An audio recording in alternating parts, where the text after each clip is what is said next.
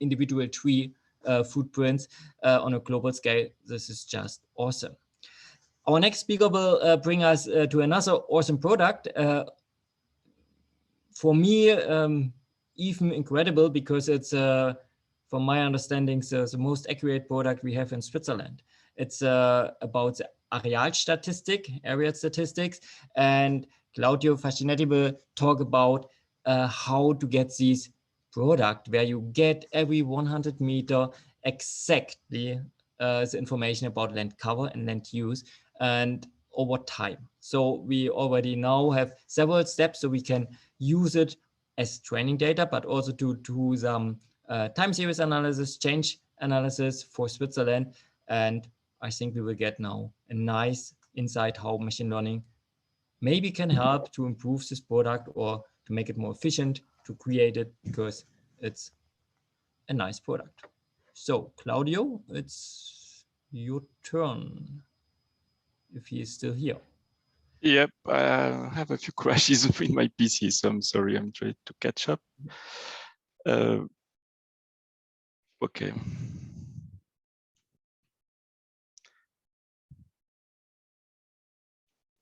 Do you see my first slide?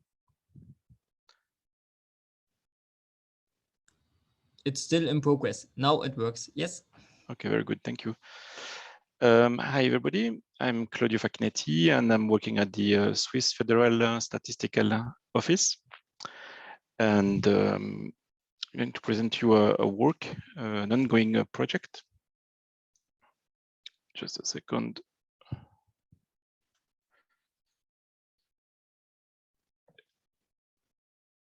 Called ADELE. I will explain the acronym in a few seconds.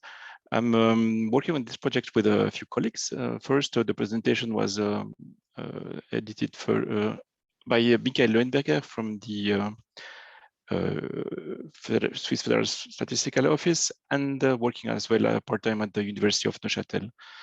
Gillian Milani, who's following us today, is also working at the Swiss Federal Statistical Office, and is also a partner of Exolab, as well as Heike Leiterer, chairing this session. We have also other partners that followed us during the project at the beginning and a bit later as well. First, the Fachhochschule Nordwestschweiz in Basel, and Pictera, Frank de Morset actually, that helped us on the feasibility study.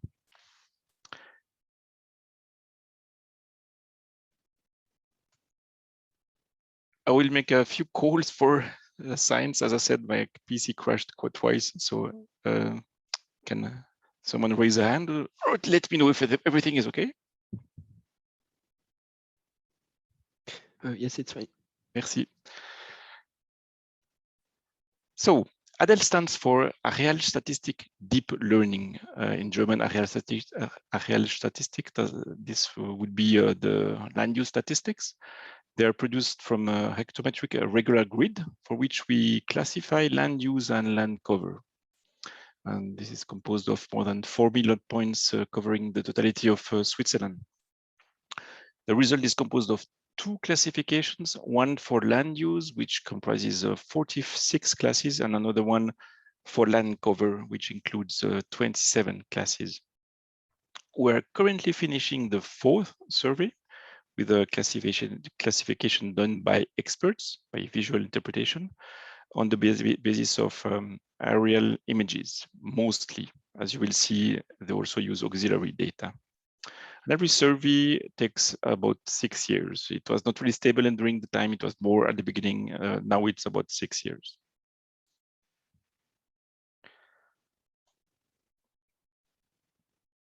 You can see here the result of the land use map of Switzerland, available on the map.geo.admin.ch. It is worth noting that it takes a lot of time, as I said before, 6 years, and a big amount of resources as well to produce these two classifications. This would be about 6 fixed-time employees over the mentioned period.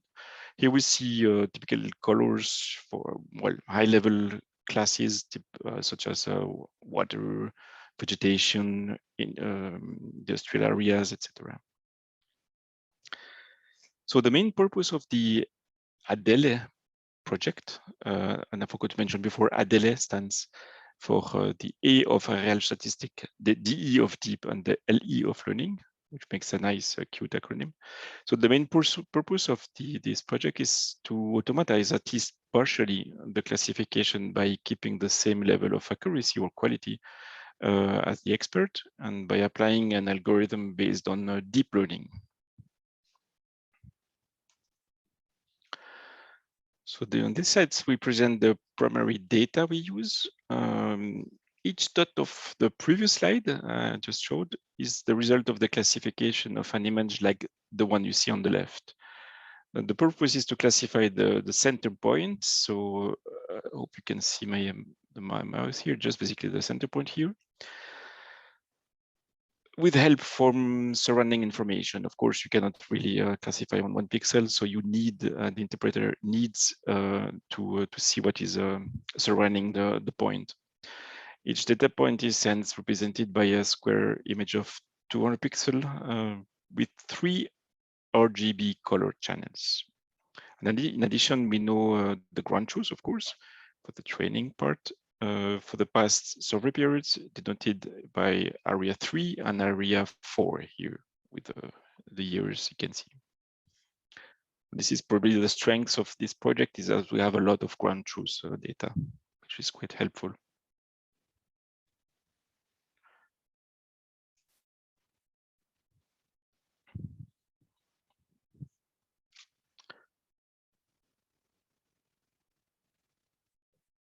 So the following workflow was implemented in order to integrate some automatization in the visual interpretation process. We have the raw images and auxiliary data, such as Landsat digital elevation model and canopy model as input variables on the left. Then for each data point, we have a first module, which will perform a change detection between the new survey and the last survey. I will explain this in more detail later. If there is no change, the classification remains the same as the previous survey. If there is a change, data point will go through an automatic classification first, and according to a level of probability of the prediction, a threshold on this, we will either keep the result of the automatic classification or give the data point to an expert for the final word. So in the coming slides, I will focus first on the classification step, which will be the second one, and come later on the change detection, which basically uses the same principles.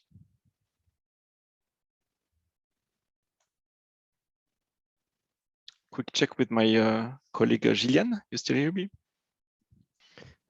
Oui, on est. Merci. So basis is CNN. CNN, I guess most of the people hearing this presentation know it's about convolutional neural networks. And the first stage of the classification module is exactly based on this technology. Nowadays, various structures of CNN already exist. However, they all work on the principle of filters and convolution, which is represented in a simple fashion here.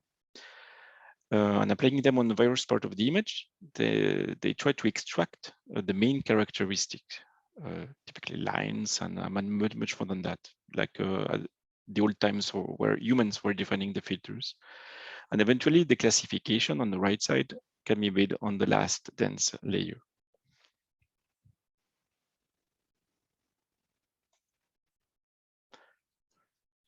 In our project, we use the pre-trained model called Exception. It is a model composed of several blocks. It has the particularity to allow a selection of blocks in order to retrain the model on our data.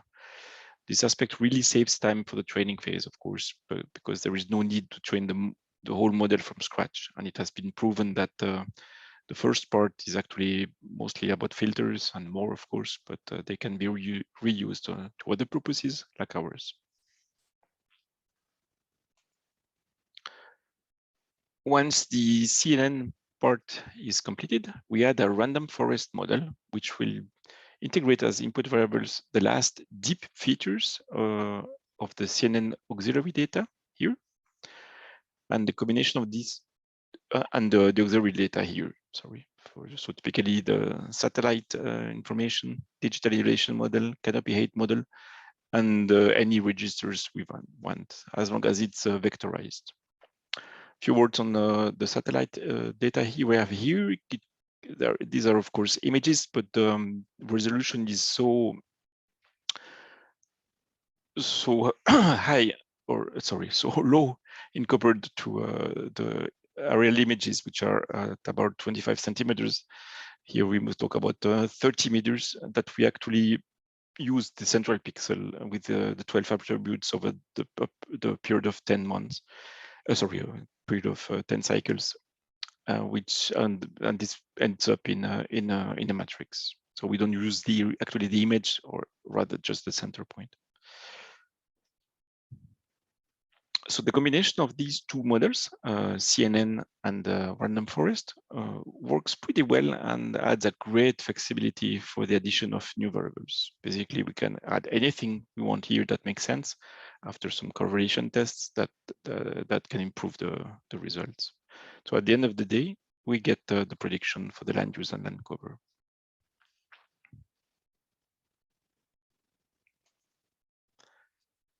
Now a bit more about change detection after classification. So it uses exactly the same basis, just twice.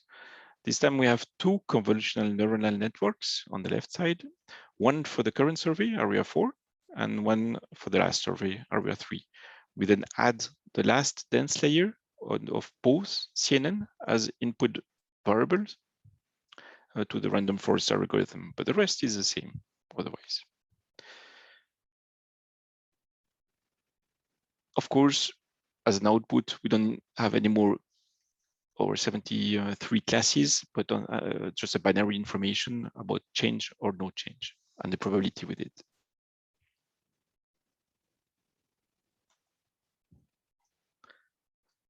A bit about the results to obtain. We're a bit shy on that one because we don't formalize the latest ones, but I can talk about the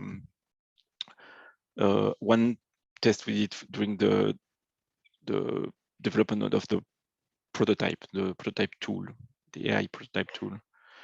And the reason is that the finalized model is still under development. So we do, of course, tests on different national maps, but this was the biggest sample set we had. It was about 200,000 sample points. So for land cover, we reach an accuracy greater or equal to 90% for 5 classes, the ones that you see here. And the nice thing about it is that they represent more than 80% of all sample points for the totality of Switzerland. Remember, we talk about 4 million points that have to be visually interpreted by experts. And for land use, we reach the same level of accuracy for 10 classes out of 46. They represent 44% of all the sample points.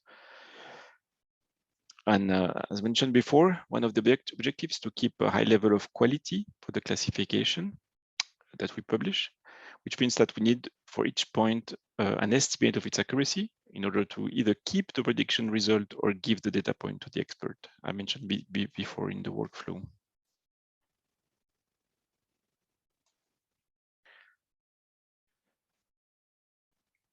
So how do we do this? This slide presents. I will try to explain it in a simple way, but this is the basis of the statistics behind it.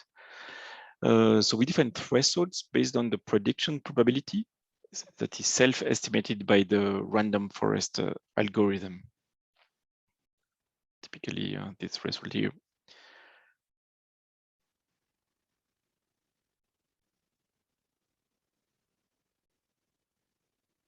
So an example of threshold construction is illustrated here. We talk about the 5,000 points.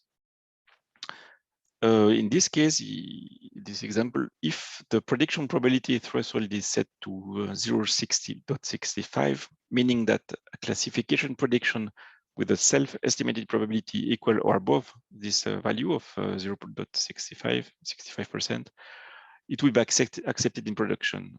And in this case, we expect if we go up towards this line representing the number of points, which of course lowers as we raise the threshold. In this case, we would get 1,500 points out of the 5,000 points, which would not then require a visual interpretation by expert. And this would result in a sensible reduction in cost and time, of course, for the survey. But at the same time, we have to accept here, if I go to the actual accuracy of the result based on ground truth, of course, we would accept that 3% of the samples could not be classified accurately.